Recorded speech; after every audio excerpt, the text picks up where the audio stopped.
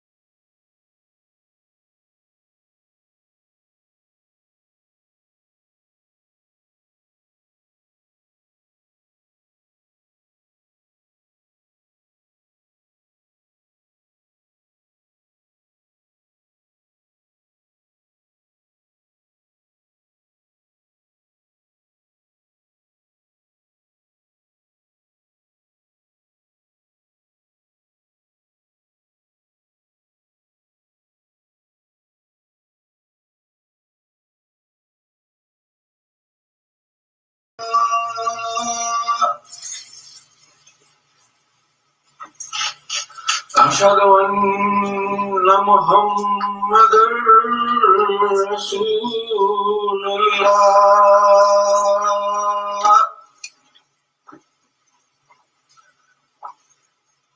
حي على الصلاة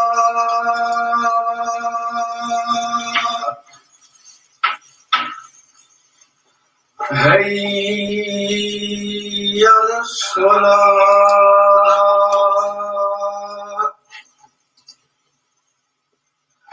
حي على الفلاح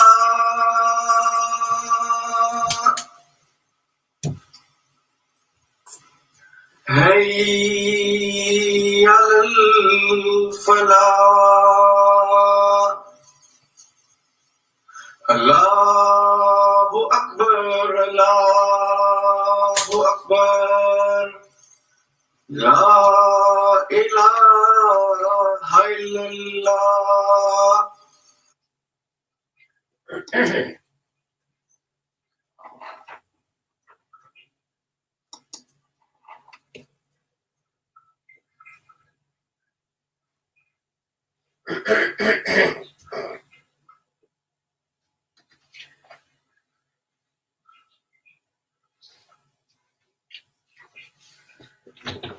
أشهد أن لا إله إلا الله وحده لا شريك له وأشهد أن محمدا عبده ورسوله أما بعد فأعوذ بالله من الشيطان الرجيم بسم الله الرحمن الرحيم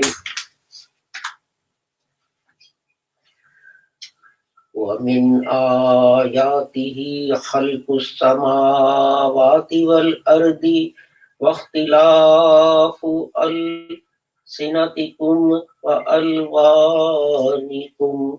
إن في ذلك لآيات للعالمين.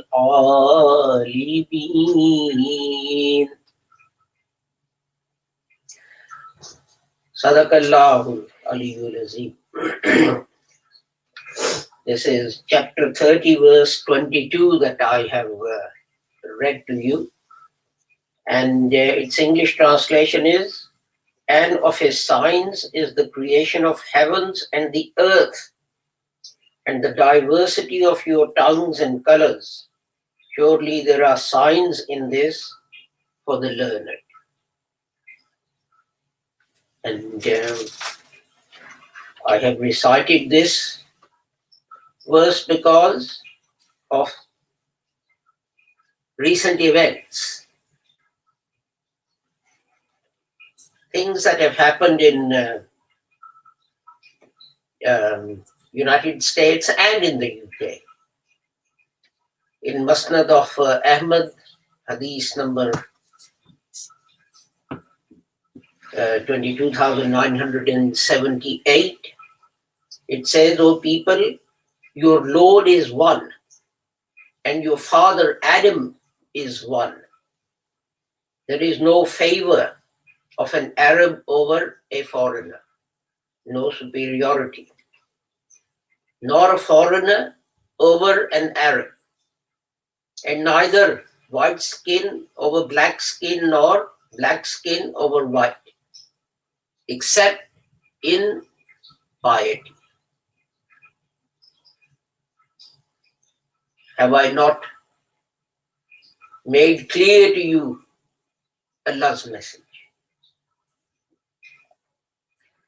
And again, in Sahih of Muslim, Hadith 2699 says, whoever is slow to good deeds will not be hastened by his lineage. And again, in Tirmizi, verily Allah has removed from you the pride of the time of ignorance with its boasting of ancestors. Verily, one is only a righteous believer or a miserable sinner. All of the people are the children of Adam. All of the people are the children of Adam. And Adam was created from dust. I have recited these verses to you because of what is happening in various parts of the world these days. In the United States, the trial has started of the police officer who killed George Floyd. In the United States, in Georgia, what is called Jim Crow legislation has been enacted. And what is that? Jim Crow was a person who played in black and white minstrels, making colored people look like buffoons. And all the legislation that was passed to stop colored people from being able to cast their vote is called Jim Crow legislation. And currently, because of what happened in the last election, last presidential election, legislation has been enacted in various states. In Georgia, it's being passed, and other states are trying to do it as well, basically limiting the rights of colored people to be able to vote. And then we have the congressman who's been accused by Department of Justice of sexual misdemeanors with underage girls. And this is nothing new. It's just that every so often, these things come to light. Think back to Clinton, think back to Kennedy's and so on. And we had similar things. In the UK, Sarah Everard, a girl who left a friend's place, and it wasn't that late at night when she left it. She was allegedly abducted and killed by a policeman. 2 policewomen reported the fact that their boss molested them and raped them. They reported this in 2017. And no one took any action. Although one of them received, she's been given an alias, Holly. She received £17,100 in compensation. for physical injury by the Criminal Injuries Compensation Board.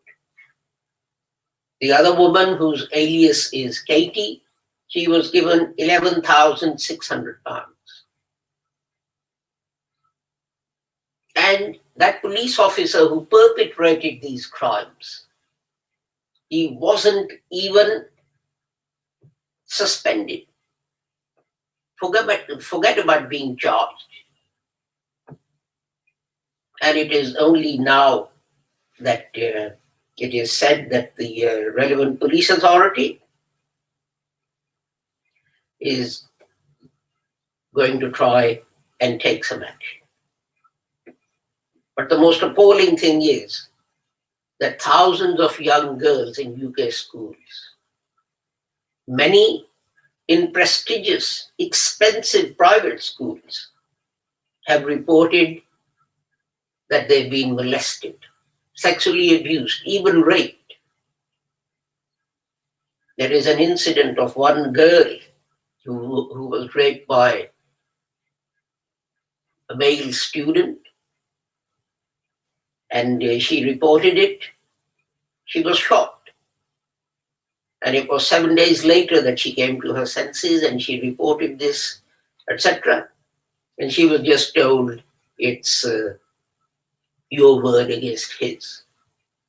No action was taken, no inquiry took place, nothing.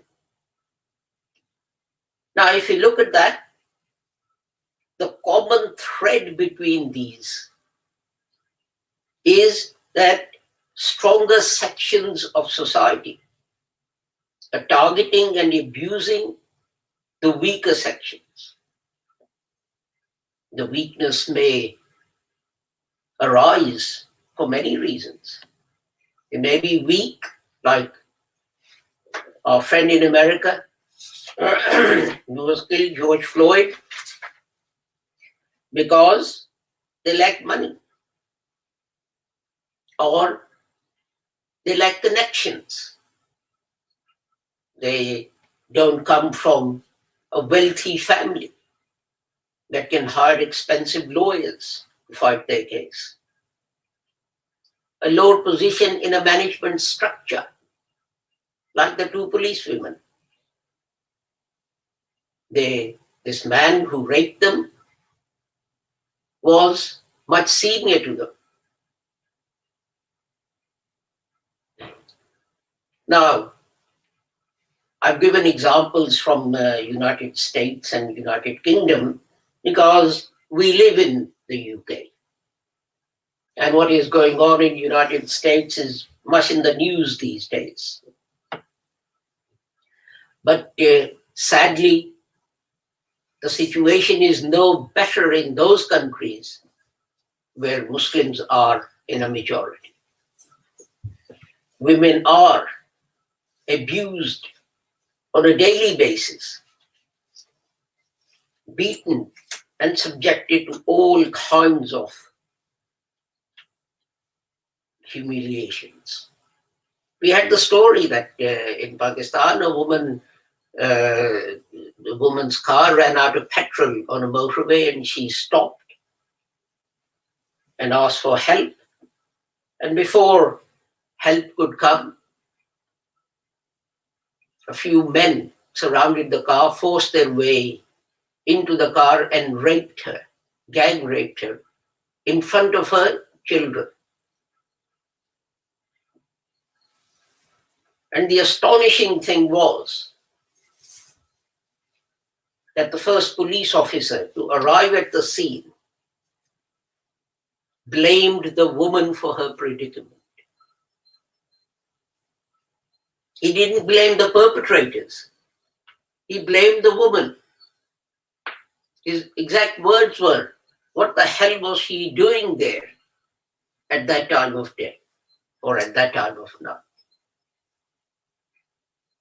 Why didn't she have someone with her? This is amazing coming from a Muslim police officer when the Holy Prophet Muhammad sallallahu alaihi wasallam said that he wanted to create a society in which a woman would travel from one city to another without any companion. And not only will she be safe, she will feel safe. She will not be afraid of being attacked, being molested, being raped, being robbed. It's sad, these comments coming from a senior police officer in a country that was created in the name of Islam, and where we were told that the rules and regulations and precepts of Islam will rule. If he only took one thing that Hazrat Abu Bakr Raziallahu Ta'ala said after he took over from the Holy Prophet Muhammad Sallallahu Alaihi Wasallam,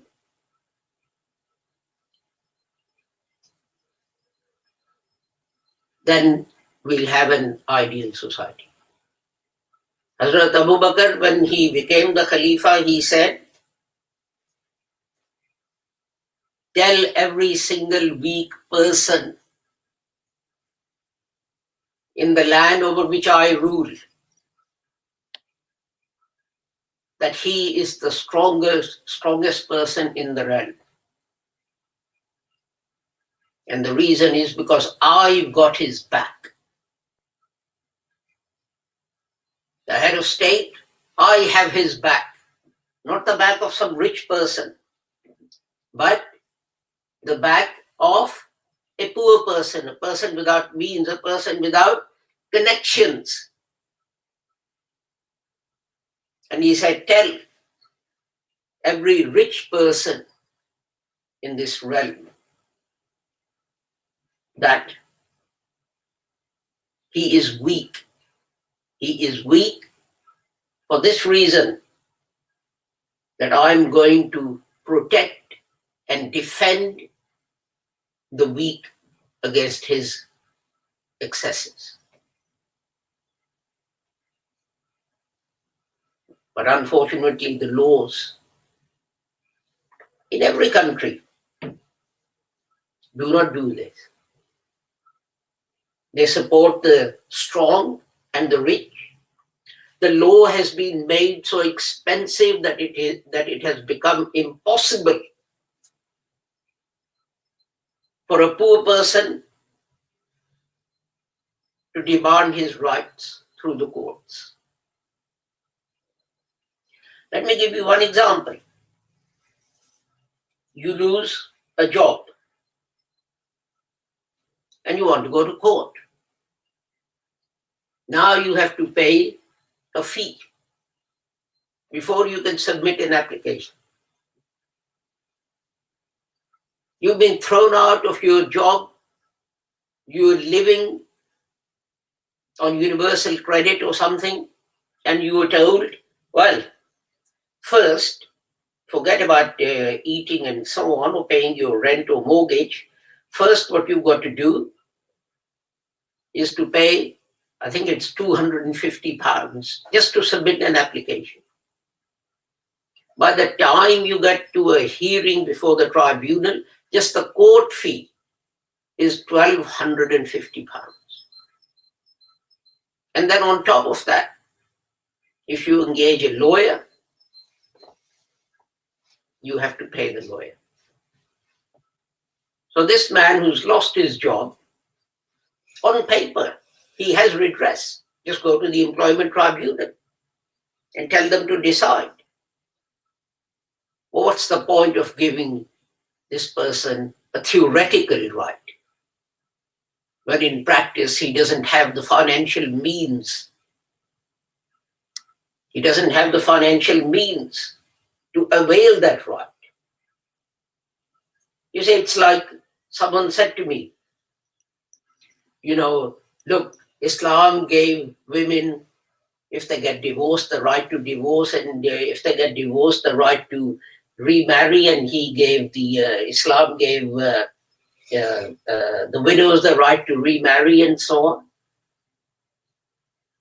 And I said, I agree. Islam gave these rights to women.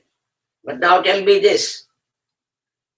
Will you marry your son to a widow? Will you marry your son to a divorcee? If the answer is no, then what is the point of giving a right which is a sentence written on a piece of paper? And this is happening more and more with these Jim Crow laws being passed in Georgia and other places, simply to deprive the colored people from being able to exercise their right to vote. Why? It's obvious. Those people, those legislators don't want Black and Asian and so on and colored people in the Congress or in the Senate or in the White House. So they're fixing this system. They are fixing the system. They're tampering with it. And Hazrat Ali, I think it was Radhiyallahu Ta'ala, what wonderful statement he made. He said, people can survive and tolerate deprivation. But one thing they cannot tolerate is injustice, is discrimination, is intolerance. This is what leads to people rising up and becoming violent. What happened when George Floyd was killed by this policeman? People say I should say allegedly. Why should I say allegedly? I saw this policeman on video killing this man. It's not an allegation, it's a fact. If people had had confidence in the system, then there wouldn't have been any riots. But there are two aspects to this. There are two aspects to this. First of all, is that the weak must protect themselves by not exposing themselves to situations where they may be harmed.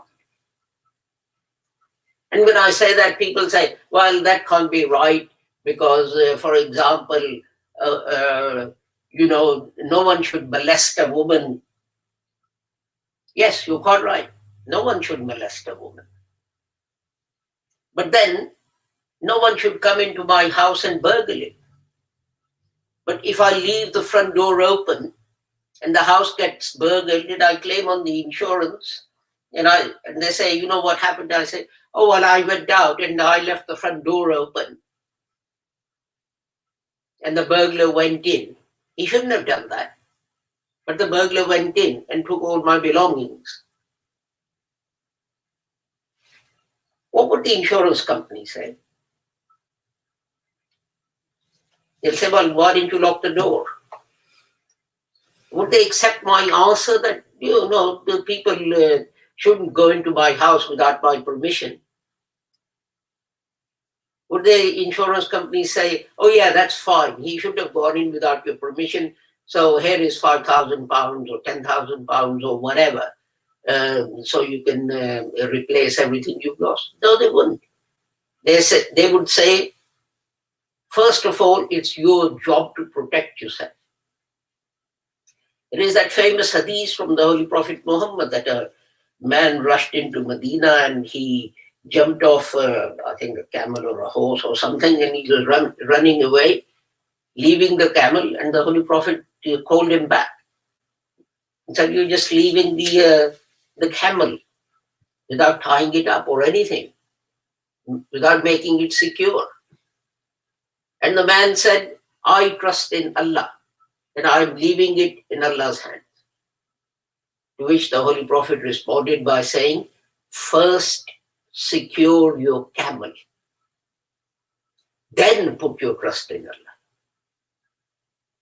The point being, first, you do everything that is in your power to protect yourself.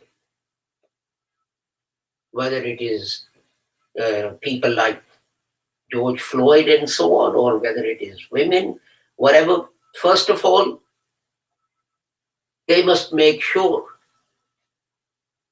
that they don't expose themselves to danger. I know Sarah Everard, it wasn't that late, and she was walking home from her friend's house to her own place.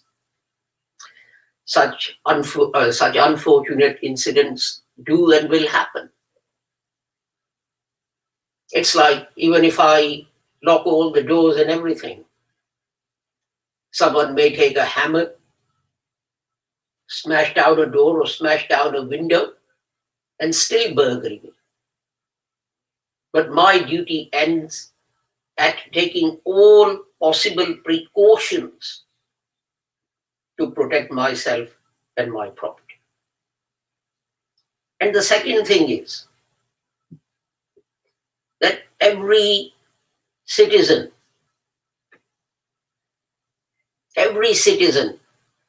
should fight for laws that protect us in practice, not just on paper.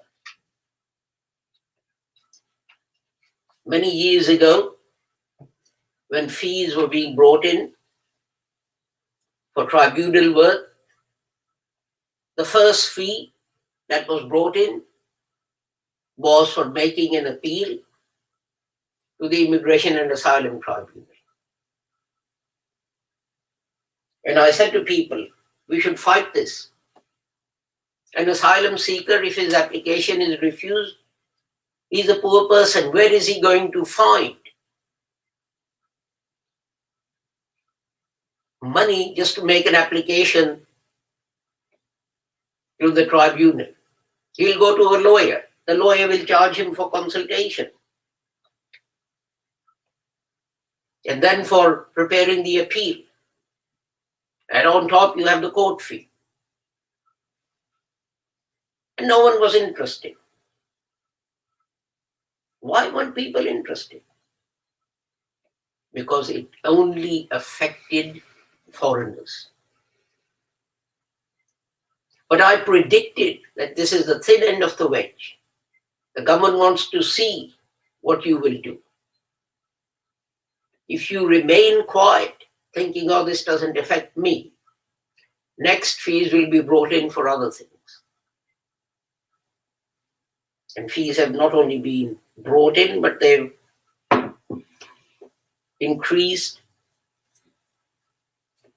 Every year they're increased to the point that it has actually become impossible for poor people to get redress. And God tells us in this verse of the Holy Quran that I recited, that one of the things that we must reflect upon, because it proves God's existence, is that on this earth there is a diversity of tongues and colors. And the Holy Prophet Muhammad, as I read out his hadith, his saying, yes, there is a diversity of tongues and colors, but the Holy Prophet said, but your Lord is one and your Father is one. Whatever color you may be, whatever language you may speak, whatever country you may live in. And there is no superiority of an Arab over a non-Arab. And this was a big thing and a big issue that the Holy Prophet addressed at his time. Quraysh were regarded as superior, and other tribes were regarded as inferior. Blacks were regarded as inferior. Hazrat Bilal Razilullah Ta'ala, Sulaiman Farsi Razilullah Ta'ala, they were all companions of the Holy Prophet, and they were looked down upon. Why? Because they were foreigners. So what I'm saying is that these dictates of the Quran and these sayings of the Holy Prophet Muhammad were given in that context. The Quran says, believing men, believing women, pious men, pious women, and so on. It doesn't say, oh, all men will go to heaven and all women will not. It treats them all equally. And initially, a society, whereas the Holy Prophet Muhammad said, a woman could go 1,000 miles without any protection or a companion, without fear. But things have changed all over the world. Those countries where Muslims are in a majority, and in those countries where they are not. And it is our duty to struggle. It's our duty to struggle and make sure that everyone, everywhere, get equal rights. Women, disabled, people of color, etc. And if we don't, the whole of society will suffer in the end, because those who are treated unjustly will one day explode and damage everyone in the society. Barakallahu lana wa lakum fil Qur'anil azim wa nafa'ana wa iyyakum bil ayati wa zikril hakim innahu ta'ala jawadun karimun malikun warraufur rahim.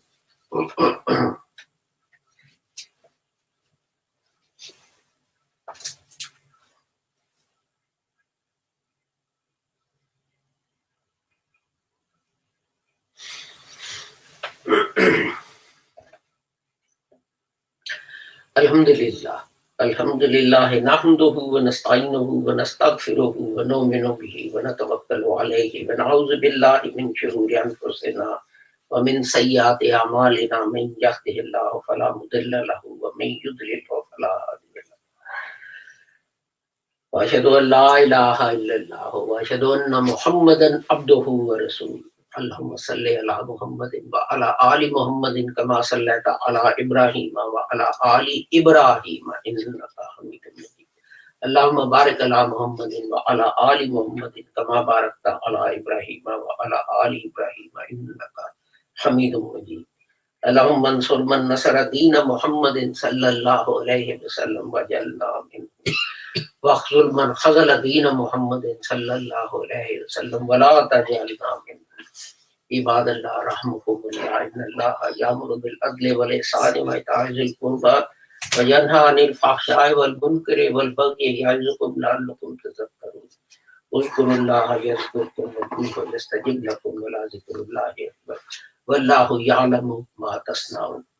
I just want to announce that after Friday service, I received news of 3 deaths, one in Suriname, one I think in Australia, and one in Kashmir, where our Jamaats and members are. So we'll say the funeral prayers for the deceased who passed away after the Jummah prayer.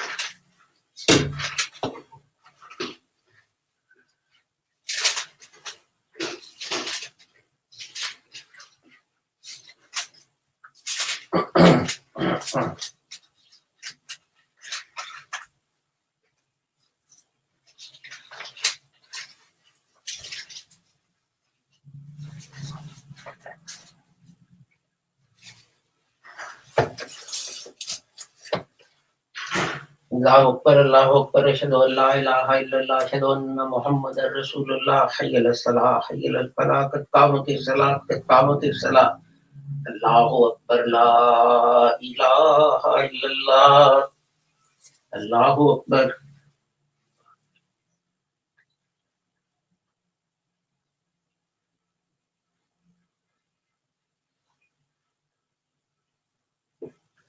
Alhamdulillahi Rabbil Alameen, Ar-Rahmanir Rahim, Maliki Yawmiddin. Iyyaka na'budu wa iyyaka nasta'in. Ihdinas siratal mustaqim.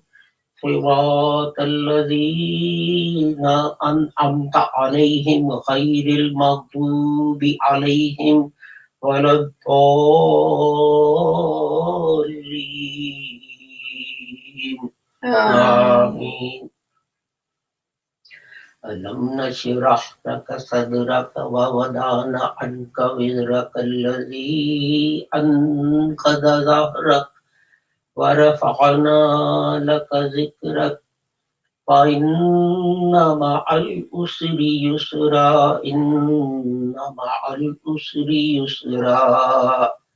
Fa iza faragta fansab wa ila rabbika farghab. Allahu Akbar.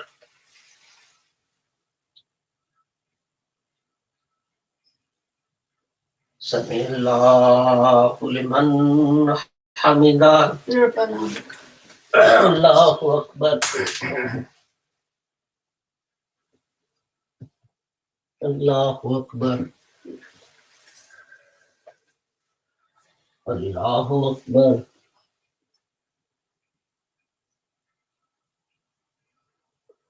Allahu Akbar. Alhamdulillahi Rabbil Alameen, Ar-Rahmanir Rahim, Maliki Yawmiddin. Iyyaka na'budu wa iyyaka nasta'in. Ihdinas siratal mustaqim.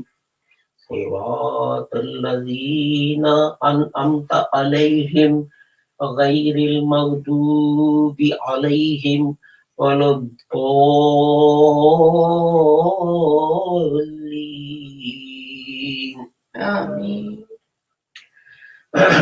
والتين والزيتون وطور سينين وهذا البلد الأمين لقد خلقنا الإنسان في أحسن تقويم ثم رددناه أسفل سافلين إلا الذين آمنوا وعملوا الصالحات فلهم أجر غير ممنون فما يكذبك بعد بالدين إليس الله بأحكم الحاكمين.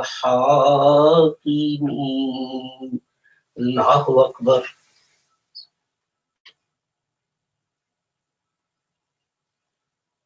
Sami'allahu liman hamidah. Rabbana. Allahu Akbar.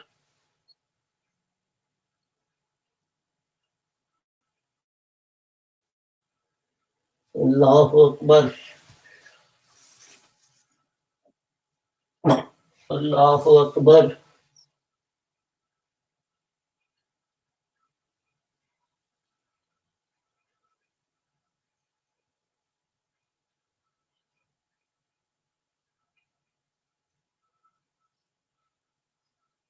Allahu Akbar.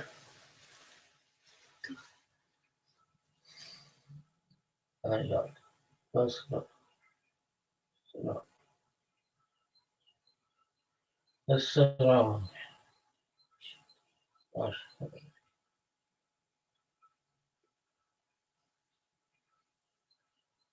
Assalamu alaikum.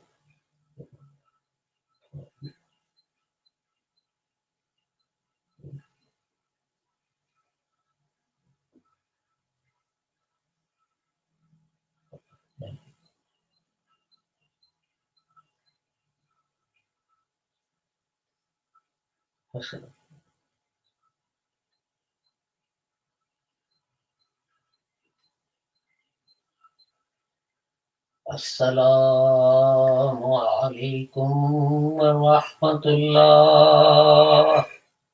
Assalamu alaikum wa rahmatullah.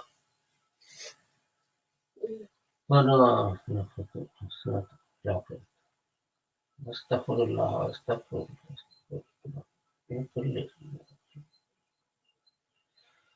Allahumma inkasir.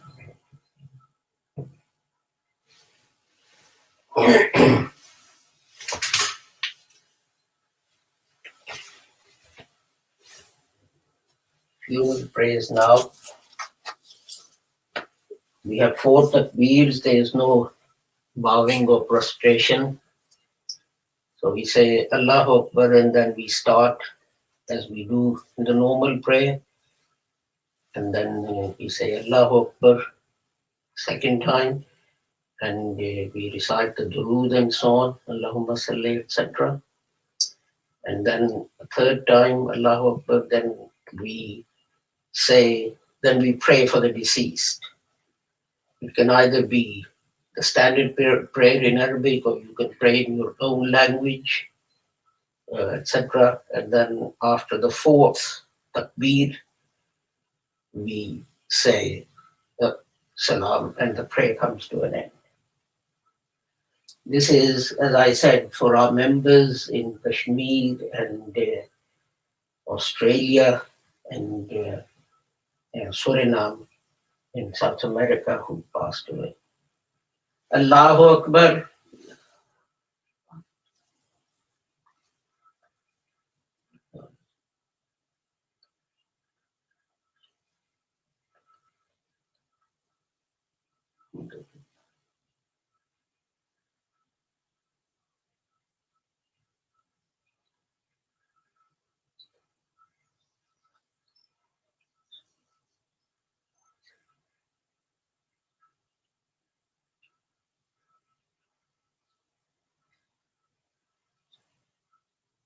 Allahu Akbar.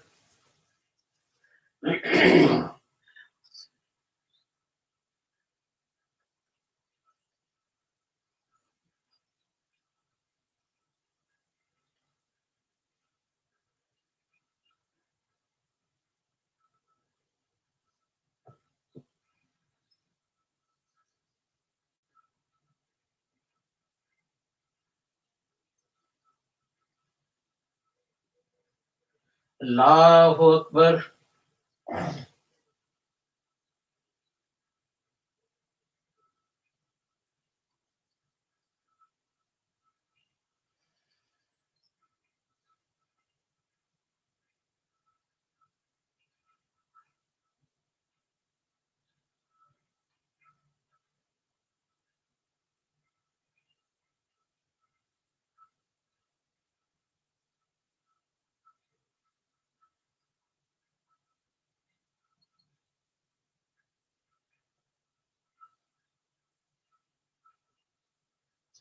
Allahu Akbar. Assalamu alaikum wa rahmatullah. Assalamu alaikum wa rahmatullah.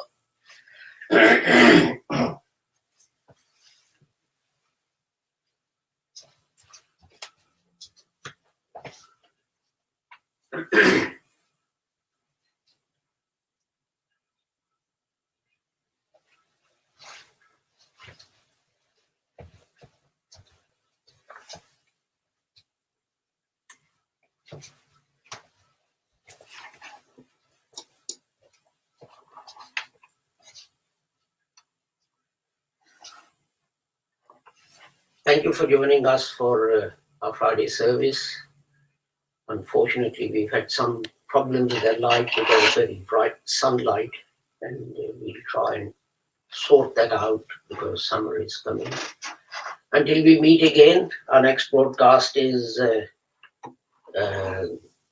at 2 p.m. on Sunday. I pray that Allah keeps all of you safe and sound and free from harm. Assalamu alaikum, Khuda Hafiz, goodbye.